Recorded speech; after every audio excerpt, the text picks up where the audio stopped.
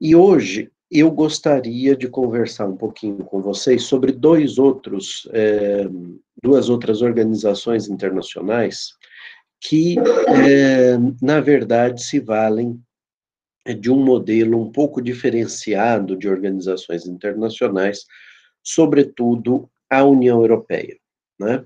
Então, nós vamos conversar um pouquinho sobre a União Europeia e o Mercosul, mas em linhas muito gerais, para que vocês tenham uma ideia da diferença que há entre as chamadas organizações internacionais e as organizações internacionais de integração econômica, como é o caso da União Europeia, do Mercosul e de diversas outras. Mas eu vou falar dessas duas porque são aquelas, primeiro, a União Europeia é a precursora, é aquela instituição que tem uma organização institucional mais evoluída, mais desenvolvida, e o Mercosul certamente se inspirou na União Europeia, como de resto aconteceu com todas as demais organizações de integração econômica. No caso da União Europeia, a sua institucionalização se dá em passos muito, vamos dizer assim, muito pensados, muito calculados, mas ao mesmo tempo com um certo grau de indefinição. Se você procura algumas informações sobre os chamados fundadores da União Europeia, né, daquilo que se tornou a União Europeia, as informações dão conta de uma absoluta indefinição, no sentido de não terem um objetivo definido, pré-estabelecido, de qual seria o caminho e nem qual seria o ponto final a que pretenderiam chegar. A única coisa que eles certamente sabiam é que gostariam de fazer esse percurso juntos, né? E, de fato, assim tem sido, pelo menos com relação aos 6 estados fundadores das 3 organizações internacionais que foram criadas num primeiro momento, que depois foram fundidas numa única e que acabaram dando origem à União Europeia com a estrutura que ela tem hoje, né? Essas 3 organizações são a Comunidade Europeia do Carvão e do Aço, SECA. Nós temos também a Euratom, uma comunidade europeia sobre energia atômica, e a Comunidade Econômica Europeia, a CEE. Essas 3 organizações foram criadas por 6 estados, né? A França, a Alemanha, a Itália, e também a participação, desde logo, da Bélgica, dos Países Baixos e do Luxemburgo, né?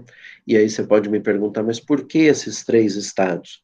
Quem jogou o War, aquele jogo de tabuleiro, sabe que esses 3 estados soberanos são apresentados no tabuleiro do jogo como o Benelux, né?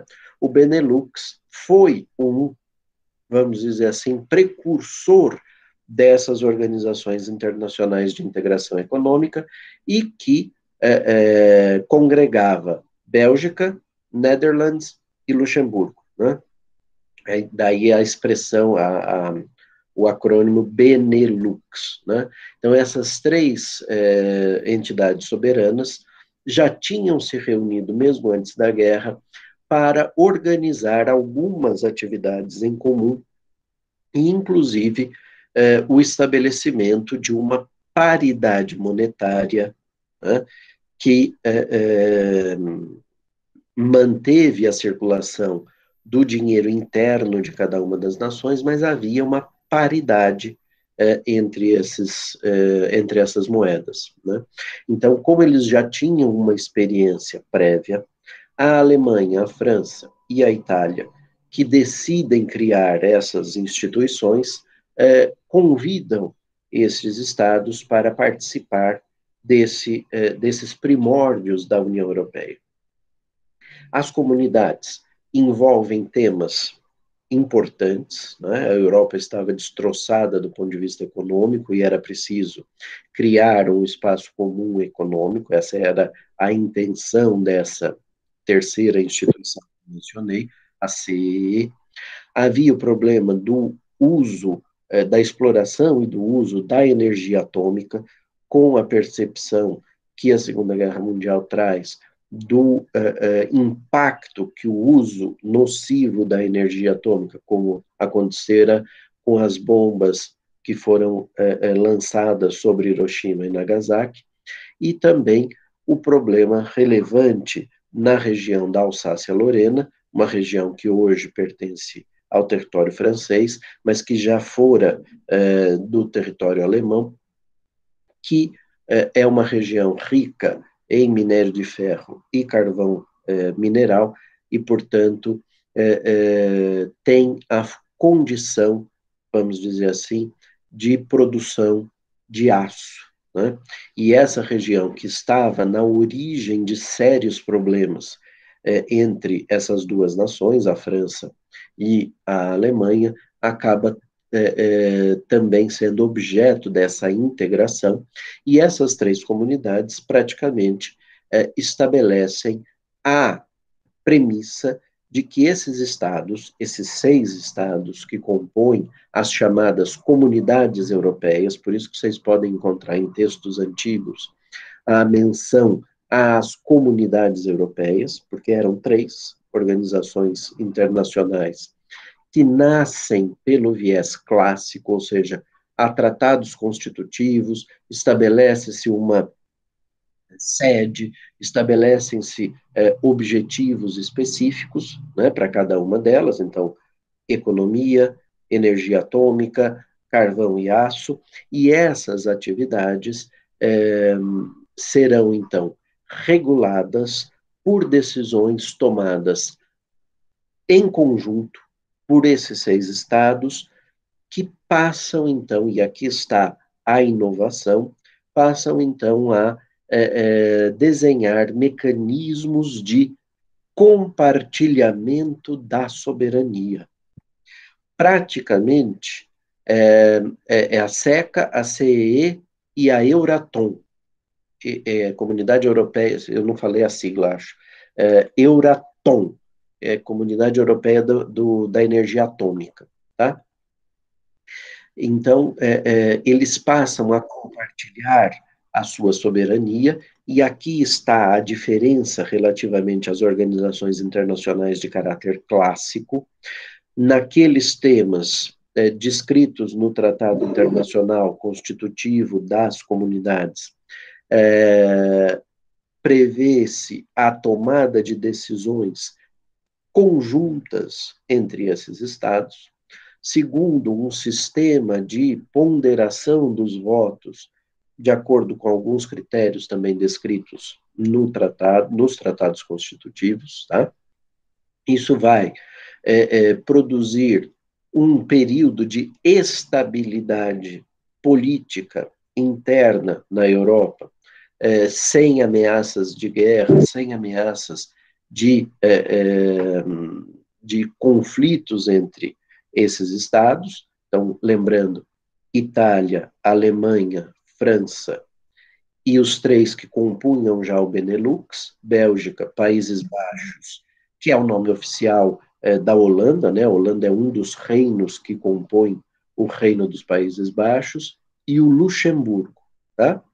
Então, essas comunidades passam a atuar e compartilham a sua soberania nessas matérias. Decisões atinentes a esses temas passariam a ser tomadas em conjunto. Essa novidade no âmbito interno do continente europeu vamos dizer assim, bem-sucedida, e esse sucesso atingido pelas comunidades europeias faz com que outros estados manifestem o seu desejo de passar a integrar essas organizações internacionais. Começa, então, uma fase das chamadas expansões da União Europeia. Outros estados vão se somando a este conjunto de comunidades, né, das então comunidades, até que chega um momento em que o número de estados é um número relevante, é um número que praticamente coloca unidos todos os países da Europa Ocidental, vamos dizer assim, né? Quem fica de fora são a Suíça, em razão da sua neutralidade internacional, também a Noruega e a Islândia, em razão de questões internas, ligadas, sobretudo, às reservas de petróleo que essas nações têm, e por isso preferem não compartilhar a soberania com essas nações para a tomada de decisões. Essas expansões vão dando uma maior integração no continente europeu. Ao mesmo tempo, cresce uma preocupação, porque em algumas dessas expansões nós assistimos a um desequilíbrio econômico-social, né? Por exemplo, quando Portugal, Espanha, Grécia são admitidos à União Europeia, havia uma, vamos dizer assim, uma disparidade econômica muito grande e uma disparidade social entre essas nações, e para evitar um receio, um medo que existia, que era o das pessoas começarem a migrar internamente em busca de melhores condições. Por quê? Porque um dos pilares da União das Comunidades Europeias é a chamada livre circulação de mercadorias, serviços e pessoas, né? Então, se eu produzo algo no meu país, esse produto circula livremente entre as nações europeias. Isso significa não haver a possibilidade de um Estado, por exemplo, tributar os produtos advindos de um outro Estado membro das comunidades, como pode fazer, por exemplo, com relação aos produtos brasileiros, porque o Brasil é um país que está fora das comunidades, né, é extracomunitário, como eles mencionavam no início, e agora falam em países terceiros à União, né, porque mudou o nome de comunidades para União num certo momento, já vou chegar lá, e essa livre circulação de mercadorias e serviços implicava também na necessidade de se estabelecer internamente uma política aduaneira externa comum. Para que isso? Para que não houvesse disparidade no imposto cobrado desses países extracomunitários e não houvesse uma porta preferencial de entrada, né? Então, há uma igualdade, digamos assim, entre essas nações. Mas eu ia dizendo, para evitar aquele receio de uma imigração interna, né, de uma migração no âmbito comunitário, dessas populações, desses estados que tinham um desequilíbrio relativamente aos demais econômico-social decorrente até de governos ditatoriais, como aconteceu em Portugal, com Salazar, como aconteceu na Espanha com o general Franco, etc., nós tínhamos nós assistimos a União Europeia criando uma política de integração regional, uma política de reequilíbrio social, com investimentos pesados na parte econômica dessas nações, para que eles pudessem gozar de uma infraestrutura adequada e que permitisse digamos assim, o desenvolvimento social daquela região. Tá? Então, esse modelo que a União Europeia estabelece a União Europeia não, as comunidades europeias, já agora transformadas na comunidade europeia, né? Então você funde as três organizações, deixa de existir a SECA, a Euratom e a CEE, né? E você passa a ter uma única organização chamada Comunidade Europeia. É nesse momento em que deixa de se falar em comunidades europeias para se falar numa única comunidade, uma comunidade que vai, aos poucos, abandonando a sua preocupação exclusivamente econômica e passa a compartilhar soberania em outras áreas de atuação dos Estados, questões ligadas a direitos, como acaba acontecendo no início desse século, com a entrada em vigor da Carta de Direitos Fundamentais da União Europeia, questões relacionadas ao estabelecimento de um espaço aéreo, né, de um espaço de controle aéreo comum, de que a União, o Reino Unido não fará parte, desde logo, porque sendo uma ilha, né, um conjunto de ilhas ali, eles entenderam que era conveniente manter o controle aéreo em um espaço aéreo próprios, né? Então, o espaço de Schengen, que é o nome que se dá a esse espaço aéreo comum, ele acaba restrito à parte continental, e com isso você, quando voa, por exemplo, de Portugal à Alemanha, da Alemanha à Finlândia, da Finlândia à Dinamarca, da Dinamarca para a Grécia, você faz voos internos, né? Em seguida, eles decidem extinguir a comunidade europeia e adotar a nomenclatura União Europeia, que é a nomenclatura que hoje é utilizada, né? E tudo isso vai sendo feito pela adoção de tratados novos, tratados que vão substituindo os tratados anteriores, muito embora muita coisa se mantenha como regra, né? Então você assiste a publicação, por exemplo, de legislação comparada entre os diversos tratados da União Europeia. Já vi, por exemplo, livro que fazia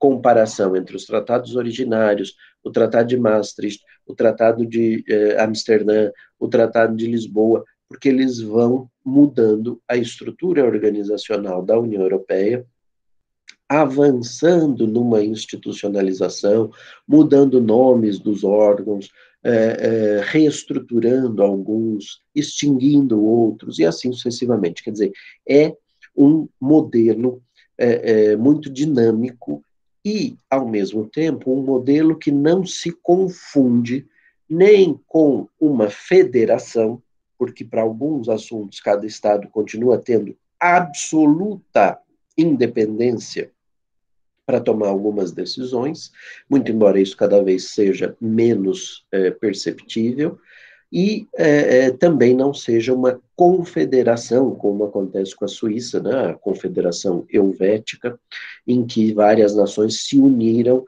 e passaram, transmitiram a sua soberania para uma outra nação. Não, ali é uma coisa sui generis, completamente nova, bastante institucionalizada, com um parlamento, há eleições para deputados europeus, deputados que se reúnem no Parlamento Europeu, há um executivo da União Europeia, que funciona em Bruxelas, há um tribunal, aliás, há dois tribunais, um tribunal de primeira e um tribunal de justiça, de primeira instância e um tribunal de justiça, que funcionam no Luxemburgo, e tudo isso, então, compõe a chamada União Europeia, que também no início desse século assiste, em primeiro lugar, a uma expansão para o leste, que até então não tinha acontecido, com a entrada dos países que, durante a Guerra Fria, estiveram sob a influência da União Soviética.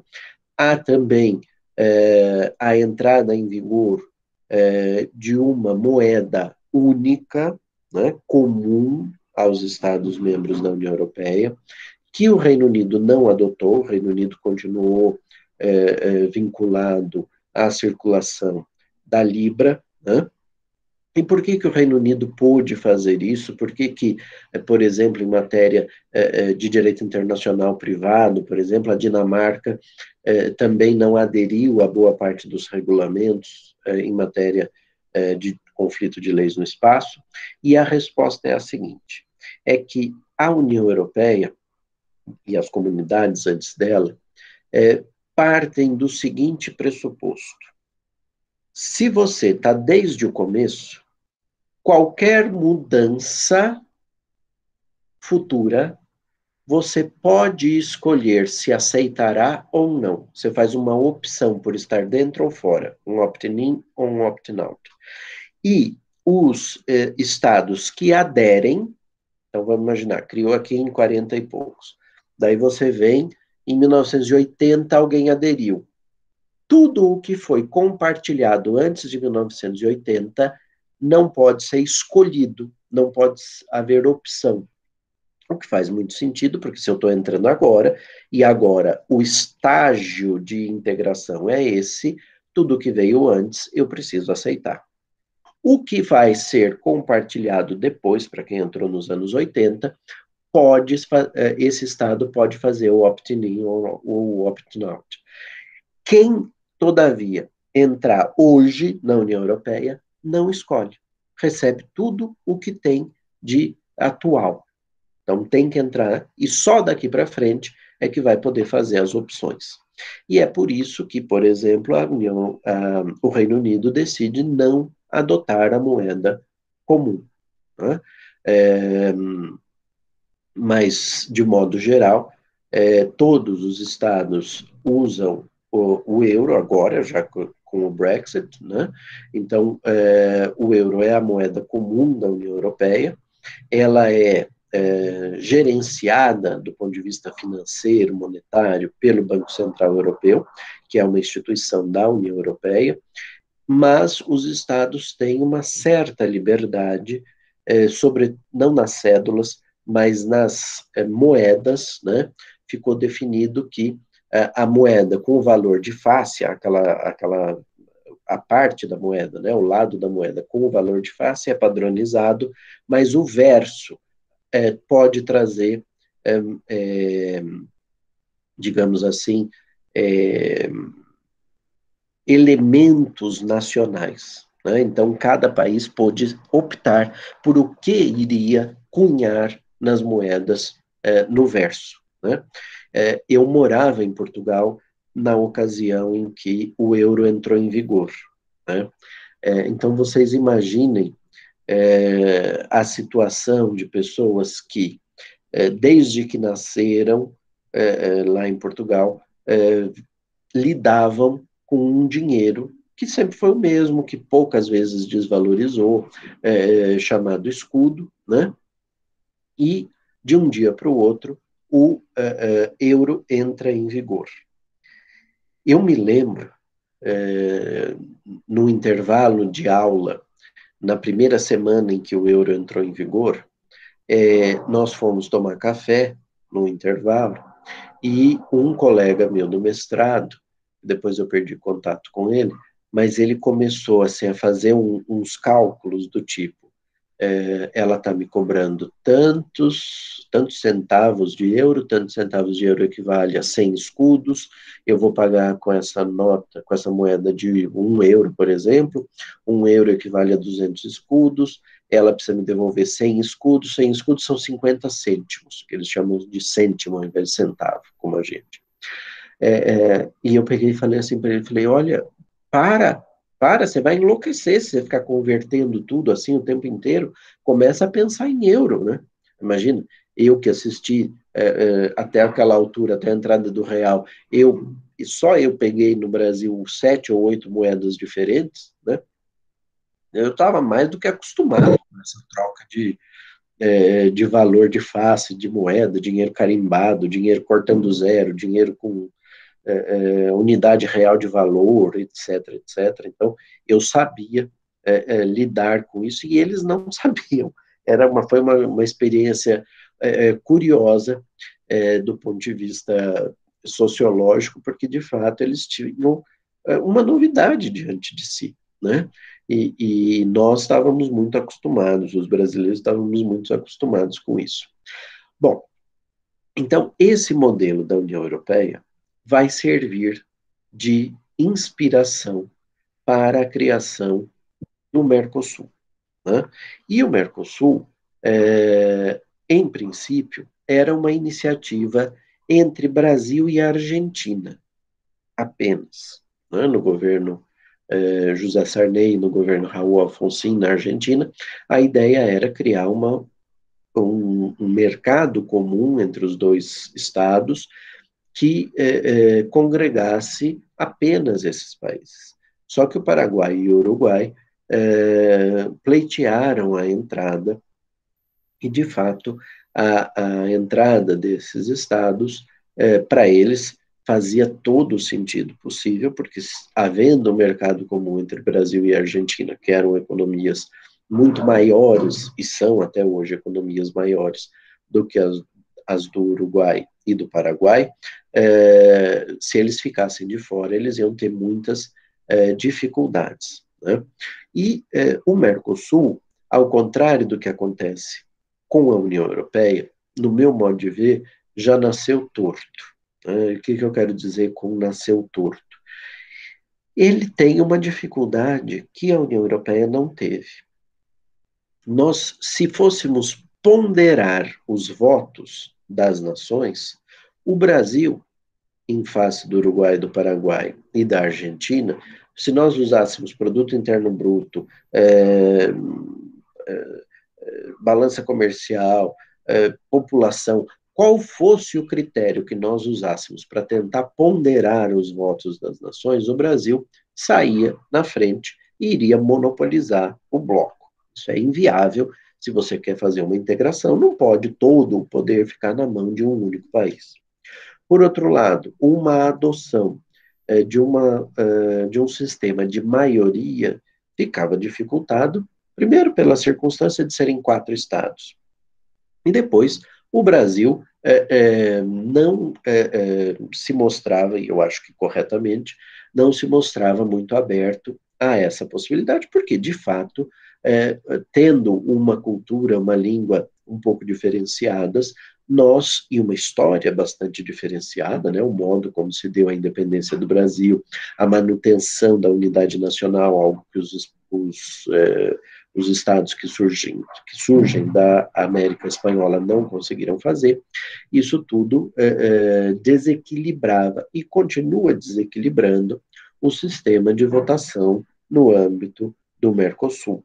E depois, prevendo-se a possibilidade de expansões, como acaba acontecendo com a entrada da Venezuela, como acaba acontecendo, em parte, com a admissão de estados associados ao Mercosul, que não chegam a ser membros propriamente, é um regime um pouco diferenciado, nós, brasileiros, ficaríamos sempre, vamos dizer assim, haveria uma tendência a que nós ficássemos isolados na tomada de decisões, se eles resolvessem, os nossos vizinhos resolvessem usar essa origem comum, essa língua comum, como um critério para isolamento do Brasil.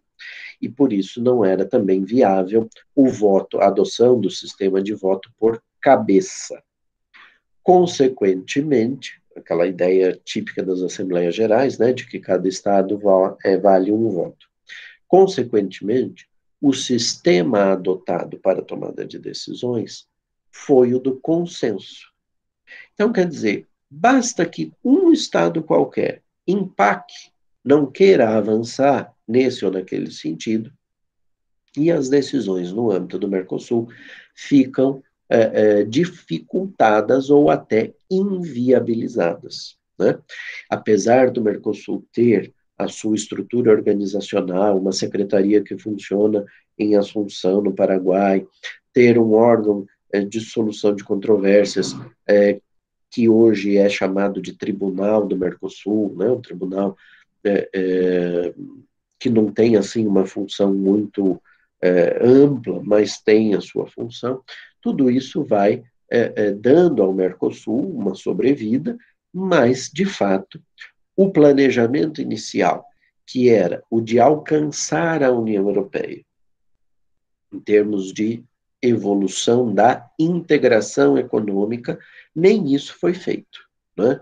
Nem isso foi feito, e a cada vez que há uma tentativa de avançar nesse ou naquele sentido, para, de fato, integrar, criar um mercado comum, adotar tarifas externas comuns, etc., etc., começa uma rodada de negociações que praticamente não tem fim, porque é óbvio que a importação de certo produto que interessa ao Brasil pode não interessar aos argentinos, porque hoje eles são os principais fornecedores desse produto. Então, eles querem taxar o produto lá em cima, o interesse brasileiro é que a taxação seja um pouco mais baixa para facilitar a entrada, porque isso é importante para gerar alguma atividade econômica daquele setor específico no país, e isso tudo vai inviabilizando o avanço do Mercosul. Por isso que eu acho que é uma instituição que, obviamente, vocês precisavam conhecer, precisavam saber que existe, precisavam saber minimamente como é que funciona, mas que é fadada ao fracasso, no meu modo de ver, e a culpa nem é do Mercosul, a culpa é anterior, e a culpa talvez seja do modo como o Império lidou com a unidade brasileira, né? E, pelo amor de Deus, também não é um discurso separatista ou de fragmentação do Brasil, não é isso. Mas é preciso a gente constatar que, se tivesse acontecido no Brasil o mesmo que aconteceu na América Espanhola, nós teríamos estados mais equilibrados do ponto de estados soberanos, mais equilibrados do ponto de vista de tamanho, de população, de produção industrial, de produção econômica, de produção agrícola, etc., etc., e talvez nós tivéssemos podido adotar o mesmo modelo da União Europeia, que se inviabiliza aqui em razão do gigantismo que o Brasil representa relativamente aos demais estados. E por isso, se nós ficarmos, como aparentemente é a única possibilidade, vinculados a esse sistema de consenso, eu acho, mas é minha opinião, que o Mercosul não tem por onde avançar.